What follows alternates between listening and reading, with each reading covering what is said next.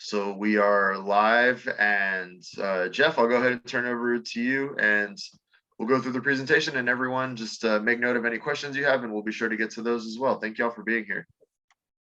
Okay, can you see my screen? Yes. Good, great. So I spent a lot of time on this particular presentation because this is not what I typically do. In other words, I talk to students about this, but it's not normally a presentation that I do. And so this is a work in progress. And I want you to know that I'm trying to help you by providing examples and talking through some of these things. You then need to take that and apply it to your particular field, the types of jobs that you're interested in. And so without further ado, I'm Jeff Patten. I am a senior career consultant at UTSA. I work primarily with the College of Engineering, but I also do work with the Graduate College. I'm now doing some work with the Honors College. They keep me busy. But I want you to be able to find the opportunities you're interested in and demonstrate to prospective employers why they want to consider you for an opportunity you're interested in. So this is what we're going to cover today. Expectation of a resume, your expectations. In other words, okay, I'm putting myself into this. What are the things I want them to know about me? And employers' expectations of a resume, what they want to know. What are the things that are going to make you a standout prospective or candidate for an opportunity? So understanding that there's sometimes a variation there in terms of, I want them to know this, but they really want to know other things. So we're going to talk a little bit about that. We're going to talk about deciphering a position description, really getting in and analyzing the position and figuring out, okay, these are the things I need to be telling an employer. Tailoring your knowledge, so the content knowledge you've gotten from your degree program, from other sources, skill sets. Software, tools, equipment, processes, languages you know how to use, and how you've taken the content knowledge and the skill sets and accomplished a task. That's experience. So you want to tailor it to the opportunity. Take the best that you've got and show them why they want to talk to you. We're going to talk about the importance of keywords and action verbs in resumes. Keywords are terms that convey more information than the word itself. In other words, this is about professional vocabulary. What is the vocabulary that's used in your field? Can you recognize it? Can you identify it? And insert it effectively into your resume. And then a little bit about resources that we have for you here at Career Services. Some of this you're already familiar with. If you attended my presentation last Wednesday, there's going to be a little bit of redundancy, but this is how you, again, get that stuff in your brain and are convinced, yes, this is where I need to go to find this. I find that when I'm learning new software, when I'm learning new job responsibilities, the more I repeat it, the easier it gets. So practice makes perfect. Okay, your expectation of a resume, that it's an accurate synopsis of your qualifications for the opportunity. In other words, I'm big on metaphors. I tell students, your resume is a snapshot. Now, we all have pictures of ourselves we like and pictures we're not so keen on. What's the picture you want to present to this specific employer for this specific position? Okay. You want a document that's going to attract the employer's attention. In other words, it's a standout document.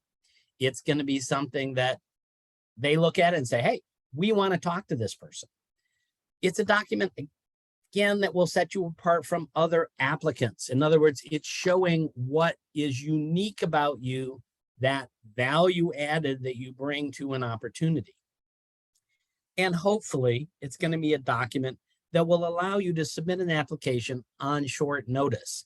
Now, this is where preparation in advance favors, again, those applicants for a position. In other words, I'm trying to think of the exact phrasing of this, but chance favors the prepared. In other words, the opportunity, you're more likely to be considered if you've thought about this in advance and are able to articulate what you have to offer to that employer.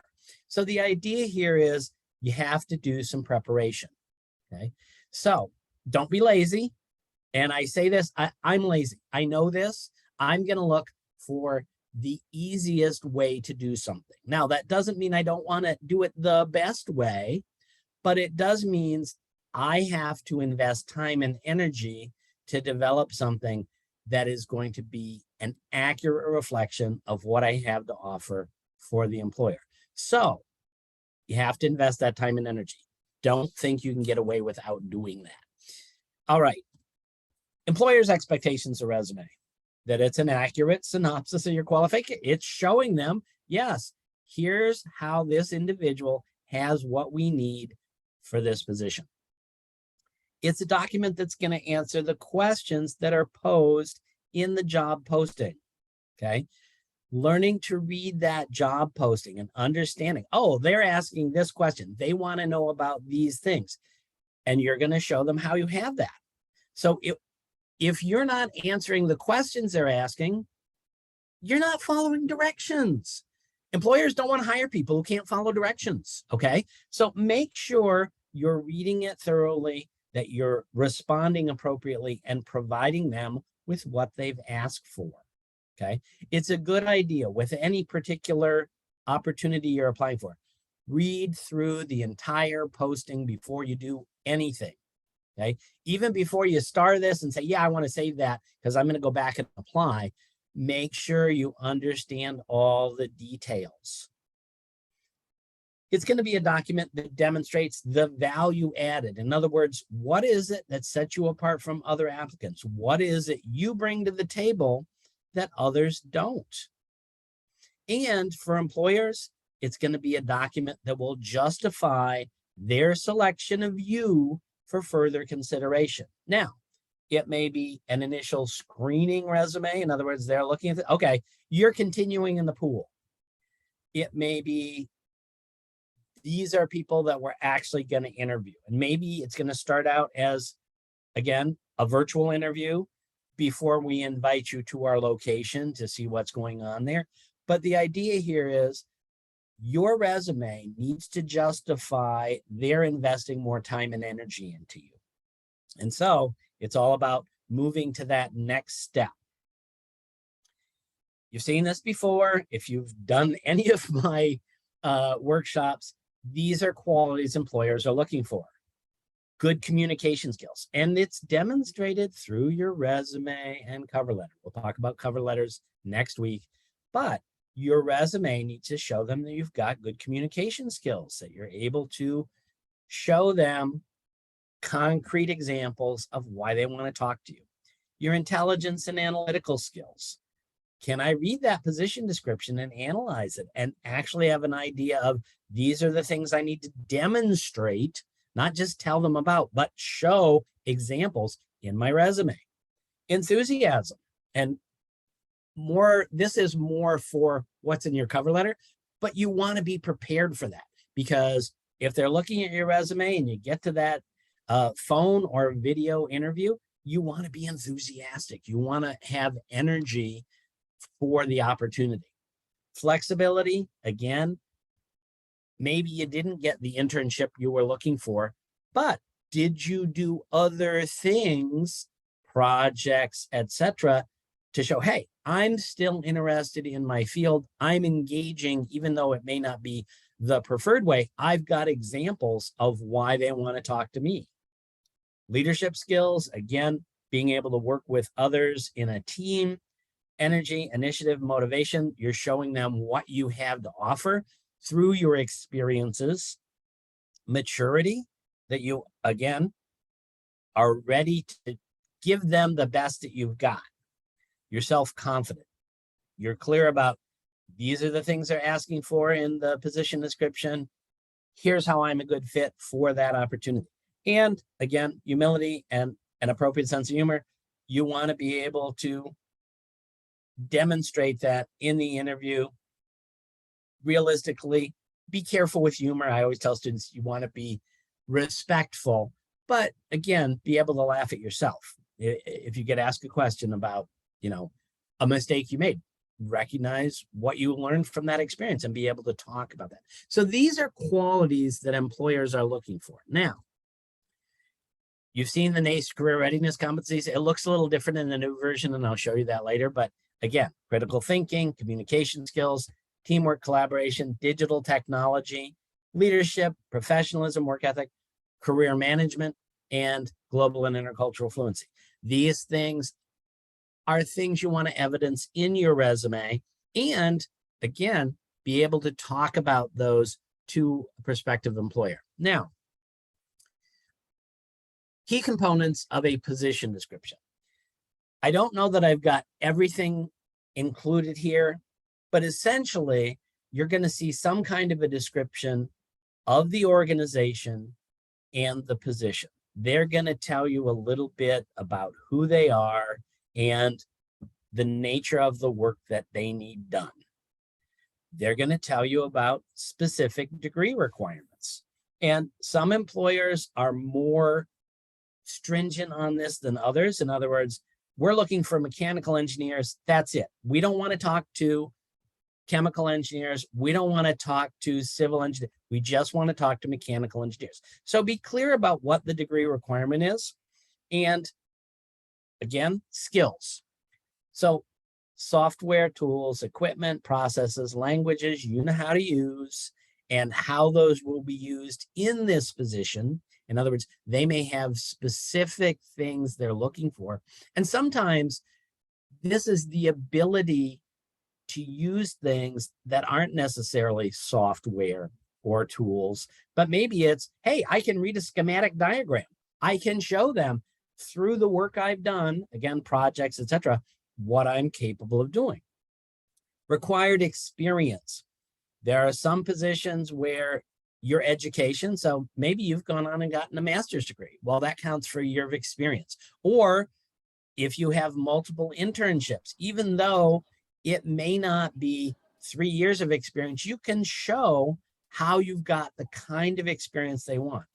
This is about being able to justify your qualifications to the employer. Licensure or certification requirements. So, do you have to have your PE, or are they willing to take someone who's got their EIT? This is where you want to be clear about what's there and communicate that information again in your resume. So this is why you want to tailor it to the opportunity. If you have other unique, or they have other unique or specific requirements, make sure you're addressing those. And comes back to what I was talking about with being able to read schematic diagrams or use other resources to get a job done. So, position, title, and number. Okay, I've spent my adult life in higher education, and anytime I was applying for a position, position title, position number. This is especially true if you're working with large organizations. Maybe you're applying for a job with a large multinational corporation, okay? And maybe they have similar divisions across, or similar job positions rather, across different divisions. You want to make sure it gets to the right place. So make sure you're including that information. Beginning and end of the application window, okay? Some employers are really good. They have a clear deadline. You got to have your application in by this time. Others are more flexible. And we'll talk a little bit more about urgency a little later, but you want to make sure you get your information in sooner rather than later. Application instructions. Again, read the instructions, reread the instructions. Some employers, hey, you can submit your application through Handshake. Others, they want you to go to their website. Others have yet a different designation for where the materials need to go. So make sure you follow the instructions in the position description. Role, responsibilities, requirements. Okay, what's the nature of the role? What are you going to be doing? What are you responsible for? Specific requirements in terms of, again, your knowledge base, what you're able to do. Often, though not always, they will have a contact person. Now, for any of you who may be interested in federal jobs, I would say government jobs in general, but especially federal jobs. You can go to usajobs.gov, and it's a searchable database listing of, it's essentially a clearinghouse of all the federal jobs that are out there they're trying to fill. You can go to a specific agency, bureau, office within the federal government and look and see what's there. But here's the bottom line on all of it. When there is a posting from the federal government, they have an application deadline. This is the closing date. When that closing date is reached, which by the way is always midnight Eastern Standard Time, if you don't have your materials in by that time, it's going to go away. It literally disappears off their website, and so does all the contact information. If you're applying for a federal job, make sure you know contact information, because if you want to follow up, it's not on the website anymore. Okay. Degree required. So bachelor's degree in engineering, bachelor's degree in civil engineering. The idea here is know the degree that's required. For some employers, they're looking at different types of engineers, or maybe even degrees elsewhere in the sciences. But the idea here is make sure that you've got what they are asking for.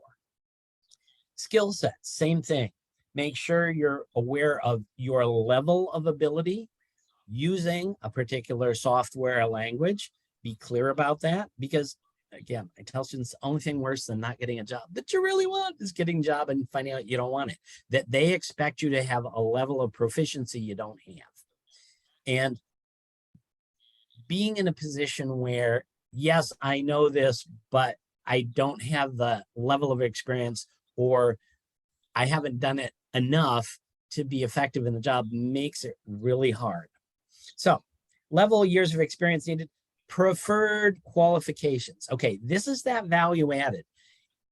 I tell students you want to have all of the required, again, content, knowledge, skill sets, experience.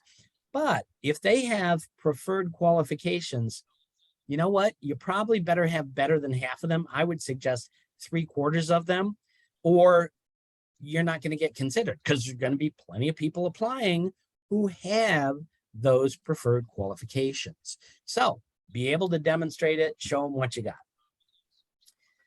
I have pulled up a position. Actually, I went into Handshake, and I'm showing you the student side. My administrative side doesn't look like this, but I went in and said, okay, engineering jobs. And notice we have, this is 1 out of 184 engineering positions that are posted to Handshake. You can go into more specific detail. We can talk about engineering in Texas. We can talk about engineering in San Antonio. So the idea here is it's a searchable database. You can limit what it is. You can, again, use filters to focus on the opportunities you're interested in. But what you want to do is then start looking at the details. So we're looking at a specific position. I pulled this up because I thought, okay, A, it's an interesting position. B, it's something that's in the news. We're talking about Tesla. And this happens to be up in Austin, but it's an engineering process technician at their Gigafactory. About the role, application deadline. So December 30th, 2022. That's a long time from now, okay? And they put it at 12:50 p.m., which I thought was interesting. But it was posted on April 5th, so it's going to be up there for a while. They are being selective. Doesn't mean, and this is the thing you want to be aware of, this is why you want to get your application in early. Just because the deadline is December 30th doesn't mean they're not going to hire somebody for it way before that. So you want to get your materials in early. Work authorization. Notice they are willing to sponsor a work visa and will accept OPT, CPT. If any of you are international students, you know what this is. So something you might want to consider. Role description.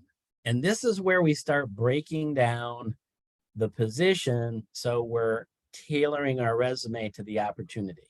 So Tesla is seeking an energetic and highly motivated engineering technician. Get your application in early. To join our pilot production team. What does that mean? Okay, you will be part of a new pilot program. So they're initiating something. It's starting out. Are you, again, willing to engage in that? Do you have the innovative talent? Do you have the initiative to work in something that's new? Can you be creative in what you're doing? So it's a pilot program, and you're going to impact, again, foundation for a new product line. Do you want to help work on developing a new product line? Do you have any experience with that? Again, maybe you don't. Maybe you only have projects, but what did you initiate in that project? How did you demonstrate that kind of initiative in what you've done? Look at the language that's being used here. So, pilot program, foundation for new product line, strong drive to learn new skills and acquire knowledge, okay? Be able to talk about how you've acquired new skills, how you've put those into practice, okay? The idea here is your ability to support production operations, flexibility, being able to adjust quickly, good communication skills. These are all things that are part of the role. Then we get into responsibilities. This is stuff you're going to be doing. So adhere to company policies of safety and conduct. Do a little homework, research Tesla, know as much as you can about the organization and their operations in Austin, and say, okay, this is what I know about the industry in general. This is what I know about this employer specifically. Operate and troubleshoot manufacturing processes through SPC or other data analysis. So what kinds of software, tools, etc., are you familiar with for doing data analysis? Have you used SPC? And if so, how? And what was your result? Being able to give concrete examples, again, that's that value plus, that added plus for employers. Ensuring process stability, so being consistent, quality of production output at assigned situation. How can you contribute to this? How can you talk about your experiences being able to, again, produce a product, get a task accomplished, help to develop, maintain, and implement process changes and control plans? What's working, what's not, how do we improve that? So, and I'm gonna close this so that if I can, we can see the whole screen here. Role. Tesla is seeking energetic and highly motivated engineering technicians to join our pilot production team. You're going to be part of a new, and again, you've seen this already, responsibilities. Adhere to company policies of safety and conduct. Operate and troubleshoot manufacturing processes through SPC. Ensure process stability and quality of production output. Help maintain, implement process changes and control plans. Have you done that? Do you know how to do that? Write and update manufacturing instructions. So projects you've done, you develop something, you have created operating procedures, be able to talk about that. Escalate issues to shift supervisor or manager. So if something isn't working, quick communication, get that information out there, make sure people are aware, okay? You've done projects, you've worked on things. Do you have an example you can draw on to talk about? Again, more of that later with the cover letter, but even so within your resume, can you provide examples of where you've done that? Support engineering activities through process and or including process and equipment validations. Yep, this works. We're consistent. It's going to produce what we're expecting. Train and provide leadership for associates on equipment operation and processes. I'm learning, I'm acquiring knowledge and expertise that I can pass on to others. It's a kind of train the trainer sort of thing. Collaborate with both maintenance, quality and engineering teams to sustain and improve key process metrics. So these are the responsibilities, and you want to be able to talk about how your experience qualifies you to take on these responsibilities. Specific requirements. You got to have a bachelor's degree in a science or engineering field. 3+ years of experience in a pilot or production setting. Now, this is where, again, maybe you did some of this in projects, maybe you did some of this through internships.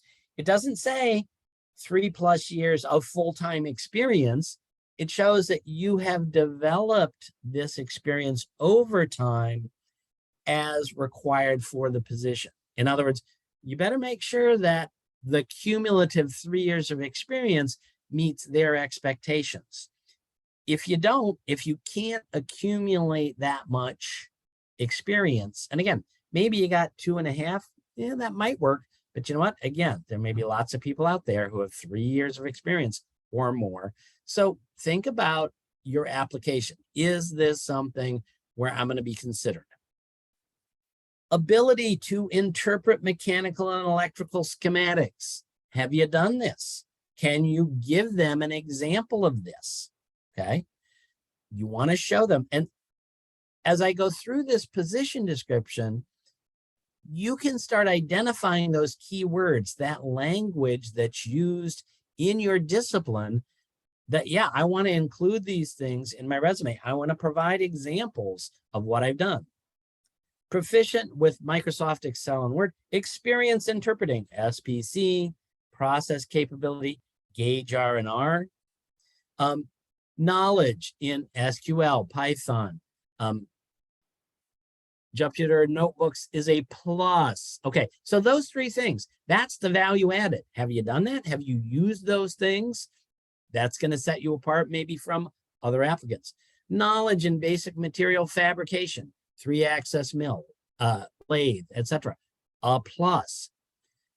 Knowledge in CAD and GD&T, a plus. So these are things that demonstrate your value. If you got all of those things, hey, you're golden. You're demonstrating to them, I've got the skill sets, I have the experience that make me a sound candidate for this opportunity. So again, do your homework. You may know a lot about Tesla, but do some research. Notice in this part of the position description, it says, hey, there are 8 alumni from University of Texas, San Antonio. Now, don't just click into alumni and think you're going to see our alumni. You have to actually, over here where the circle is, you have to click on UTSA only, and then it's going to show you, oh, here are our alumni. Again, this is where you can look at this and maybe go through Roadrunner Network, one of our resources, to connect with alumni. In other words, you have somebody to target and say, hey, I'm interested in this job with Tesla. What can you tell me about this? So networking, still the #1 way people find jobs. So take advantage of that. Again, here's Roadrunner Network. Check it out. If you haven't registered, do so. Maybe the alumni isn't there, but you've got information about them. So reach out. Okay. I'm showing you this particular resume. This is not tailored to the job I just showed you, but it is a resume that was tailored to a specific position. I have changed the name and phone number, etc., on this resume, but this is an actual student who graduated from computer engineering here at UTSA. And they were looking for a particular position, and they went through and talked about their work experience. So they were a research volunteer in autonomous control engineering lab, and they tell me what they did. Assisted in modeling unmanned aerial vehicle parts using Autodesk Fusion 360.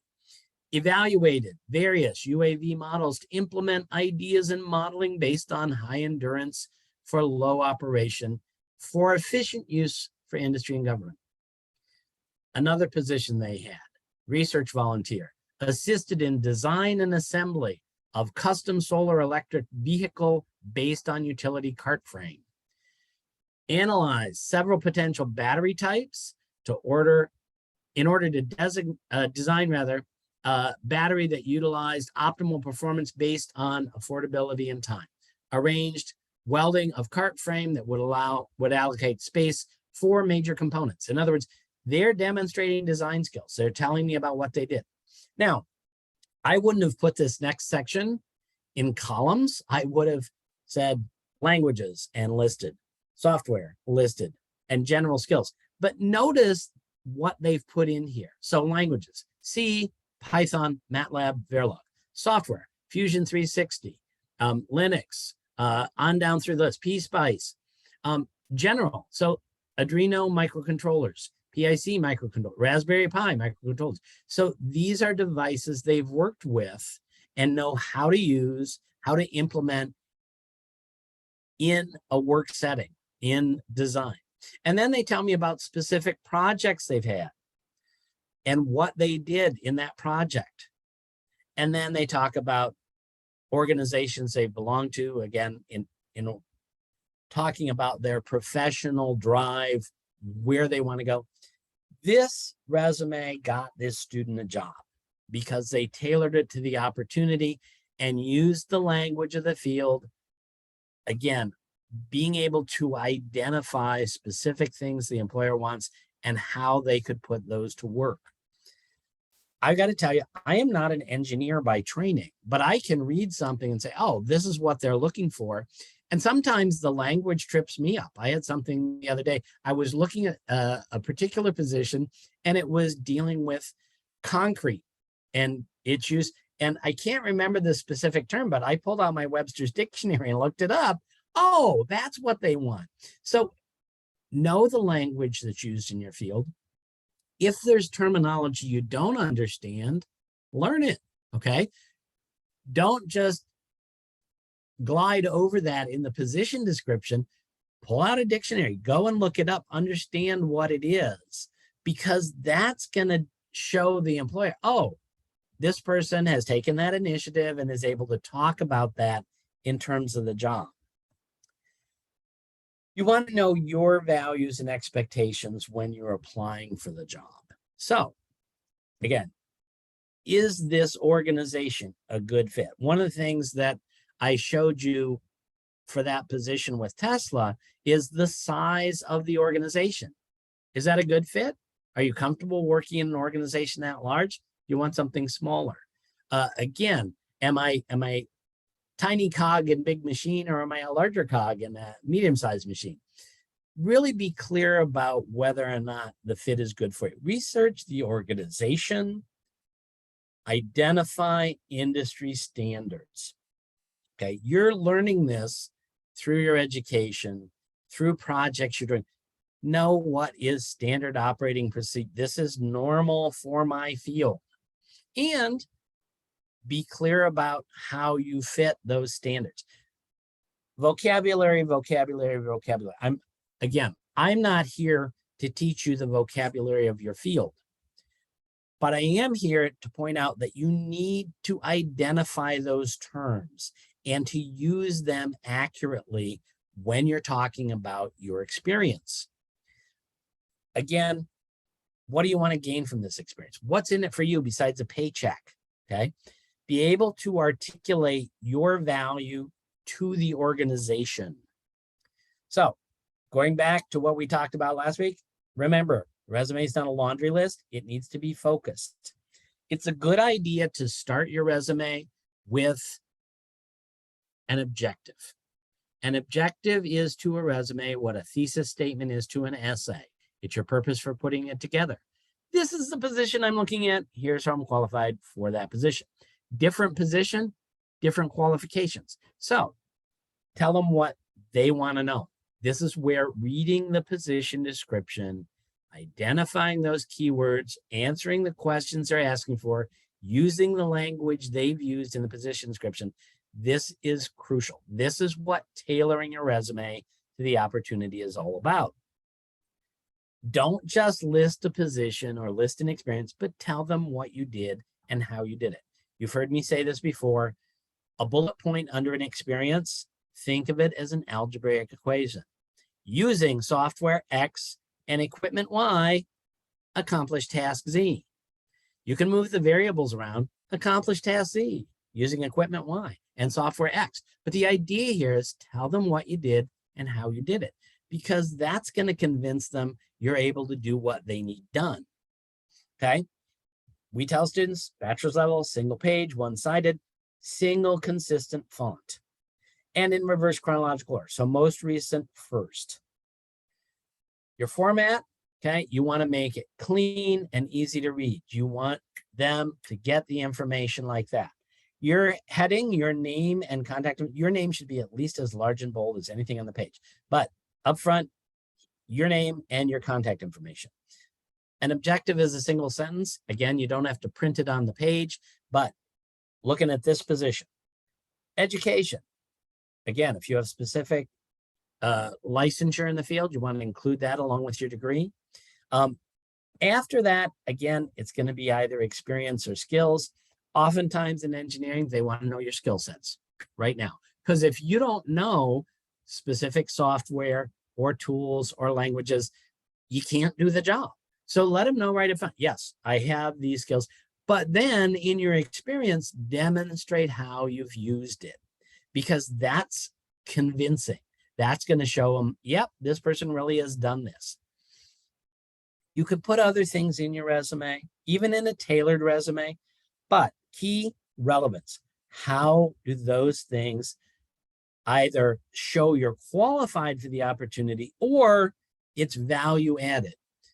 Having a student membership in a professional organization is value added because professional organizations, again, contribute to your knowledge base, allow you to make connections in your field, help you learn, again, language, vocabulary that's relevant to your field, okay? Formatting, again, there's no one right way to do this. Use a format that best represents you and what you bring to the employer, but make sure it's clean and easy to read. Make sure that the categories fit your experience and the position description, okay? Again, if your information is irrelevant to the position, it's like, it doesn't need to be in the resume. Cut those things out. Really give them an accurate picture, the best picture of yourself you can for the opportunity, okay? Show them what you want them to know about you. In other words, this is the accurate, concise picture of me. Again, don't use templates. I can't emphasize this enough. And I would stay away from columns. This is my own personal bias. It can work, and I showed you an example of that. But many of you may know this, especially if you're in computer engineering. The pattern that people's eyes follow when they're reading a computer screen is a capital F. Okay, they go across the page and down and in and down. You want to draw their eye through the document so that the questions they've posed in the position description get answered as quickly and concisely as possible. Again, I generally tell students you got 30 to 60 seconds. I told that to a recruiter, they said, 60? I give it 6. They want the information quickly. And being able to identify those keywords, again, in the position description, pulling them out of that and mirroring that language in your resume is the way you're showing them. Yep, I know what you want. Here's how I'm a good fit. Now, you can see here at the bottom of the page, a link to an article. There are 3 kinds of resumes, but top recruiters at Amazon and Google say they always want to see this one. It's what I'm telling you about. Again, I copied this into the presentation because what I'm telling you is what's current in the field. Everybody is looking for that. Talk to me about your experience. Give me examples of what you've done. Those concrete examples are what convinced them you're somebody they want to talk to. Okay. For your education, make sure you're including your degree, anticipated graduation date. If they know when you're graduating, they got a pretty good idea what you know. Any certification, licensure, or special training, if you're EIT, if you got your PE, certificate programs you may have participated in, case studies you've done. These are things that can be included in there. Case studies could also go under relevant experience, depending, again, on the nature of the position. You do not need to list specific classes unless they've said you got to have this or we don't want to talk to you. But make sure you're telling them about your degree, if you have a minor, etc., as it's relevant to the opportunity. Skills, software, tools, equipment, processes, languages, and provide me examples again of how you've used them in your experience. Don't care if it's an in-class project or a project for a club or volunteer work you've done or a job or an internship. What I want to know is, okay, we're asking for these things. How do you have those things? If you have special training, safety certifications, material handling, etc., those are things that you can include. Experience is experience is experience. The key is relevance. So you may have lots of great experience, but if it's not relevant to the position, who cares? But projects, hackathons, competitions, case studies, volunteer work, how have you taken the content knowledge you've acquired, what you've learned through your degree and other experiences, and your skill sets, and accomplished a task? Be able to talk about those things. If there's experience you have that is less relevant, it's not, again, out of the picture, but it's not as important. Those things should come towards the end of the document.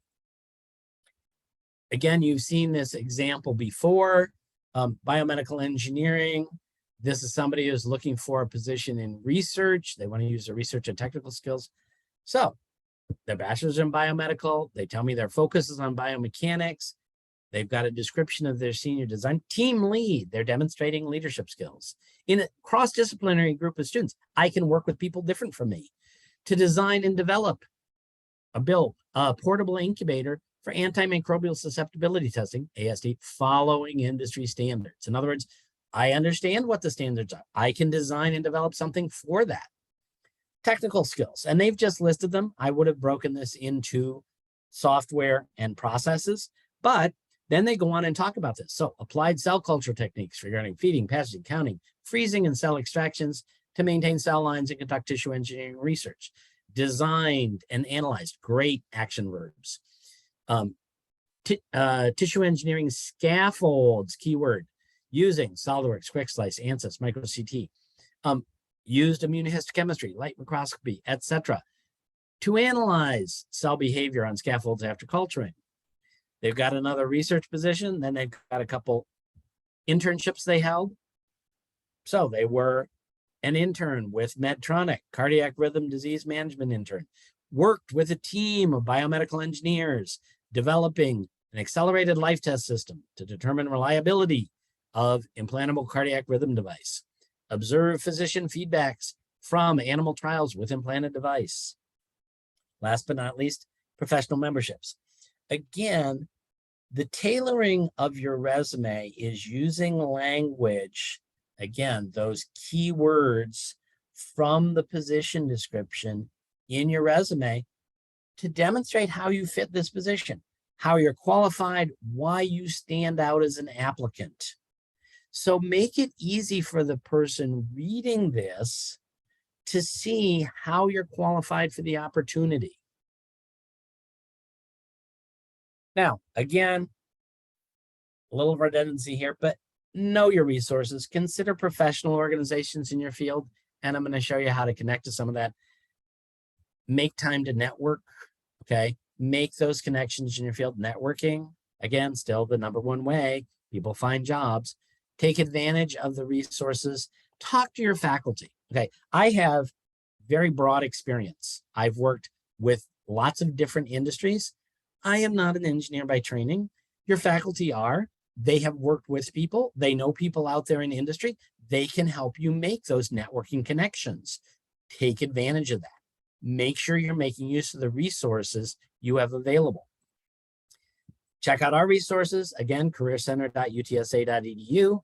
If you pull up our webpage, again, careercenter.utsa.edu, resources, top dead center on the page, you click into that, and first page, Handshake. That's our platform. I showed you job listing from there. That's our platform for posting jobs, internships, other career-related events and activities.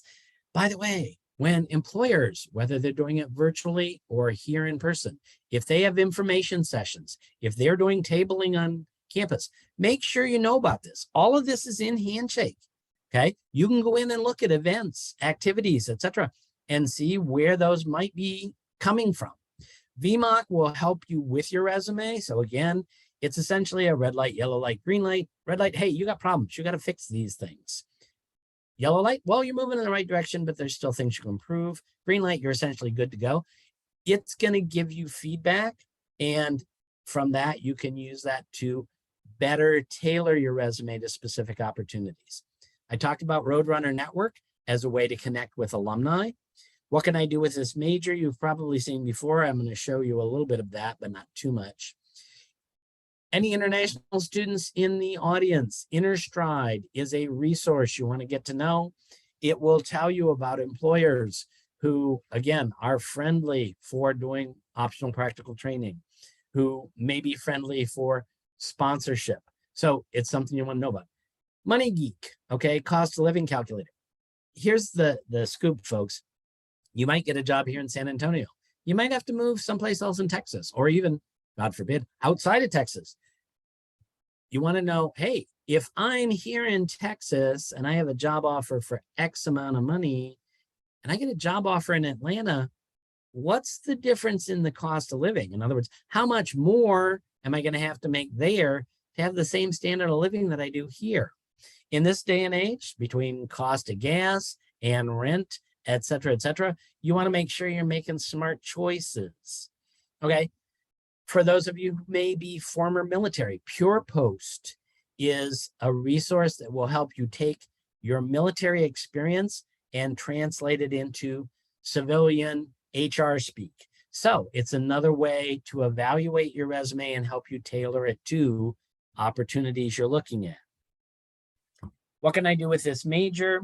Again, we're going to touch on that in a minute.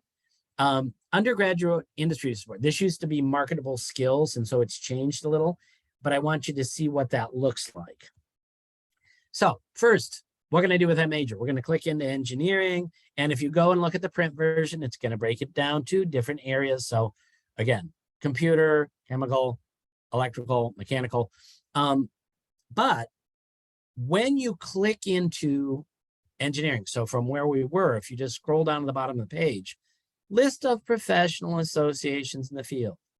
Occupational outlook, is it trending up, meaning more jobs? Is it trending down, meaning for other related resources and actual employment opportunities? These are links. This is as easy as the search process gets. Now, why do I bring this up now in terms of tailoring your resume? Well, you know what? Professional associations, professional language, professional vocabulary. You can learn from this things you want to identify and be able to use that terminology accurately to reflect why you're qualified for an opportunity. Showing to the employer, yep, I understand that. This is why I stand out from other applicants. So if you click into ASME, here's our webpage, and you might look through the information. If you have a student membership, you can access this stuff. Look at what's in there. They've got information in terms of codes and standards, certification, etc. Take advantage of that. So, gaining experience. Again, if you're starting out and yeah, I want to tailor my resume, but you know what? I'm only a sophomore, and check out your own college's resources. Make sure you're looking at what's in there. The industry reports, again, this used to be marketable skills. We are still in the process of updating it. So your degree program might not be complete yet, but I'm going to show you an example of one that is. So this is for electrical engineering. So where are UTSA grads going? Semiconductor and other electronic component manufacturing, 20%. 17, almost 18% computer systems design and related services. 16.25% in architectural engineering and related services. 11.5% aerospace products and parts manufacturing. Almost 10% in electrical power generation. First year salary, 5th year, 10th year. Employers. So these are the top 5 employers for UTSA grads in electrical engineering. Location: San Antonio, New Braunfels, Seguin, Schertz, University. They're all here in Texas.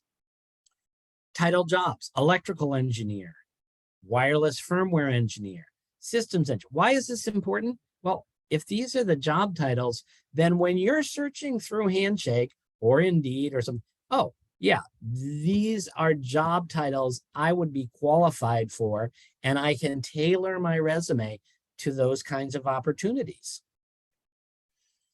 Specialized skills. Again, you'll see that the specialized skills and the software skills here are pretty much the same, but we've got MS Excel in the software skills. Maybe in the specialized skills, schematic diagrams. It's not one that's listed here, but being able to read a schematic and understand it is important. And you want to be able, again, to show that if that's a requirement for the position. The career readiness, again, from NACE, this is the new version, but they talk about leadership, teamwork, professionalism, communication, career and self-development, critical thinking, equity and inclusion, and technology. You want to be able to talk about those things, demonstrate those things through your experience on the resume. Again, it's a shorthanded version. This is why keywords and action verbs are so important when you're tailoring, because it allows you to be descriptive and concise at the same time, as well as demonstrating your knowledge about your field, that you can effectively use vocabulary that's relevant to the work you're doing. Okay, I'm going to stop and ask if there are any questions. Actually, I'm going to close this. I'm going to stop sharing. But any questions about any of the things I've talked about today? Is it clear as mud? Do you have a better idea of how to tailor your resume to an opportunity? I had a question. Yes, as for. So I was wondering about when it comes to some of those skills.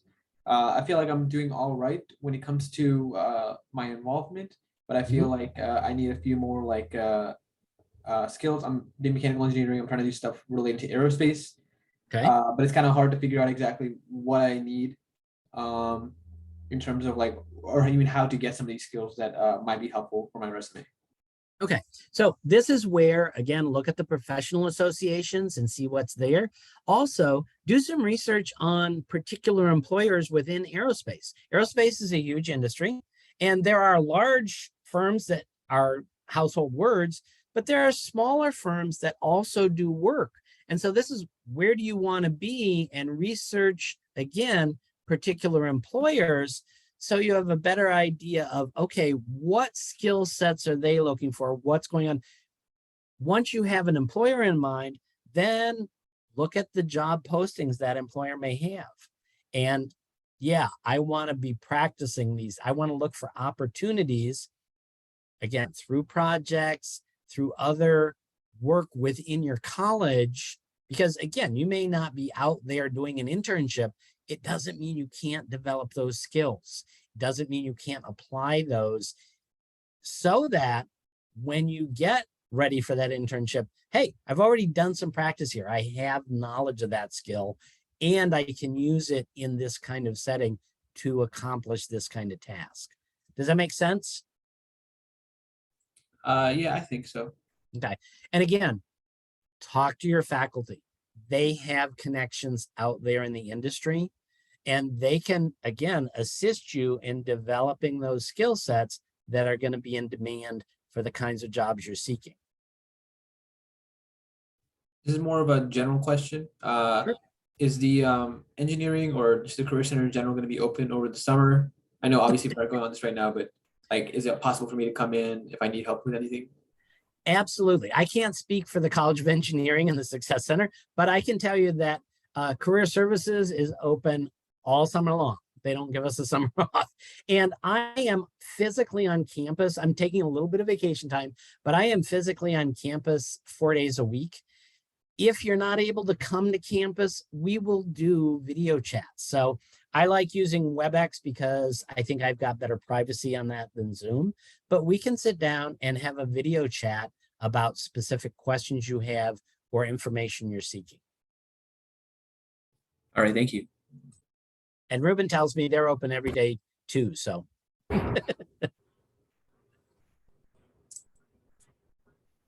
Dipsy? Did you have a question? I think you're on mute. I can't hear you.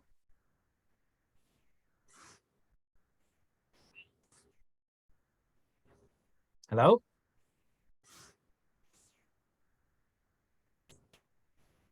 Still not hearing you.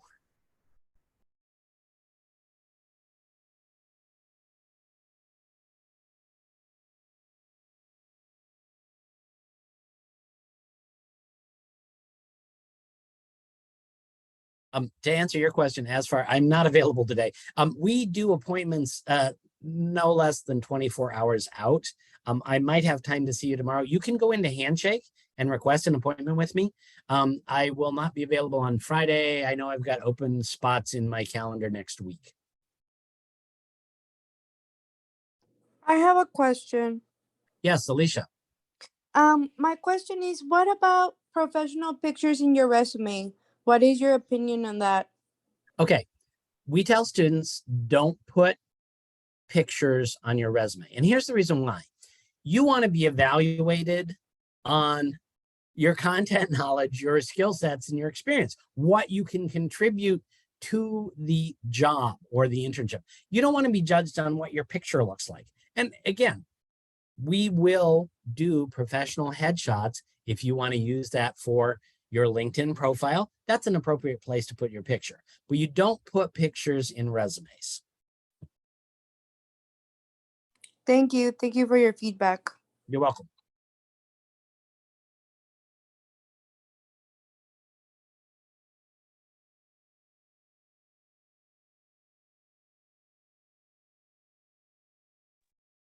We've got time for maybe one or two more questions if other people have them.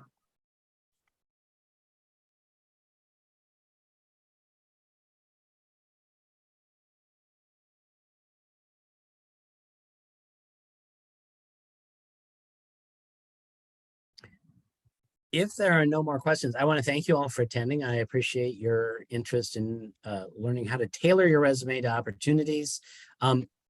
If you haven't gotten what you need from this presentation, best idea is to schedule an appointment. We're not doing drop-ins through the summer, but if you have a quick question and you want to come by, and I'm happy to try and answer quick questions if I'm free.